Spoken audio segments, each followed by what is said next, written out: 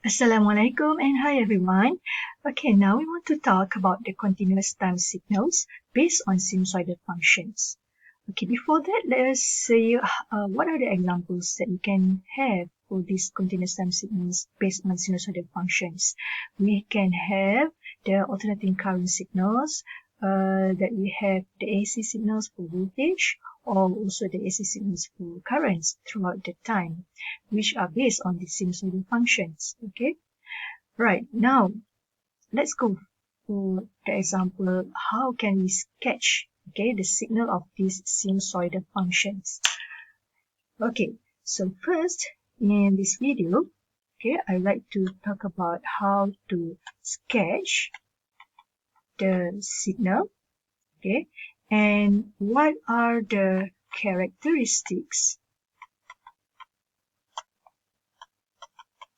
okay, that you can have for this continuous time signals based on sinusoidal functions. Okay, now in general, the xt, okay, is a function for continuous signal given by a cos 2 pi ft plus phi. Now, what is this? Right, so first we need to identify, okay, that A is called as the amplitude. Okay, this cosine is the sinusoidal function that we have. It can be cosine or it can be also sine function. Now, for the 2 pi ft, we understand that the f here is frequency. Okay, it shows how much that the oscillation happened in one period, and this frequency is given by unit hertz. And for this phase shift, okay, we call this as a phase shift that is normally given in radian, okay, or sometimes they can give in the degree as well. Now, let's say we have a function for a signal which is given by xt equals to 2 cos 2 pi t. Now, how are we going to sketch this graph or this signal? Okay, first we need to identify its amplitude. Now, the amplitude here is the A. Okay, if we rewrite here again, we have A cos 2 pi ft plus phi. If we compare here with the function that we have xt, we know that A equals to 2. Now, the 2 pi ft that we have here equals to 2 pi t. Right? Now, it implies that f equals to 1 hertz. Alright, now, based on the information of this frequency, then we can find its period. Okay, so this t is called as period. Okay, the period has a relationship with the frequency as 1 over f. Then we have 1 second for the period. So period shows how much is the signal interval that gives us a repeated signal for this function. Now, we know the amplitude, we know the frequency, and after that the period. Then here we go. We want to sketch the function. Alright, so we will start with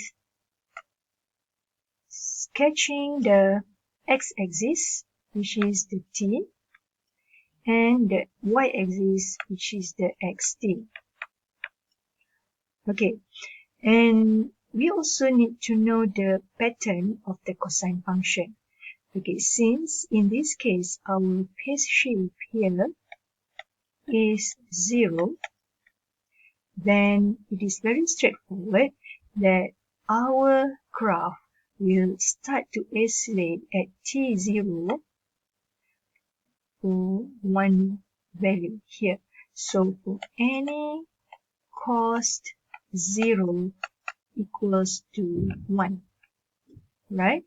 And because we have the amplitude of 2, then the 2 cos 0 equals to 2.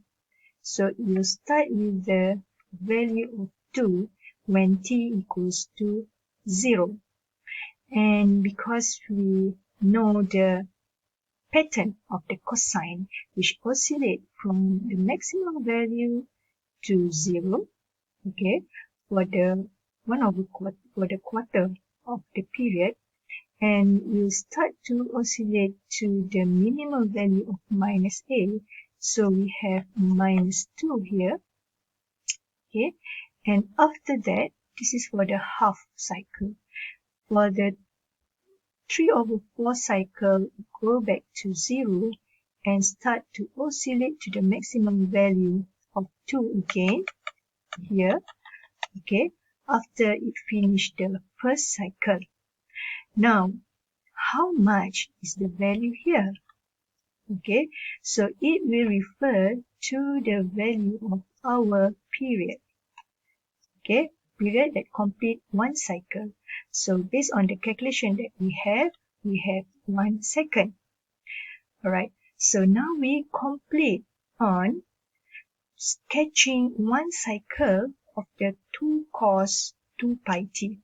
And because we know that this function is periodic, then you can just start to repeat again the same signal that we have here, okay, afterwards, or it also actually has the same patterns before it.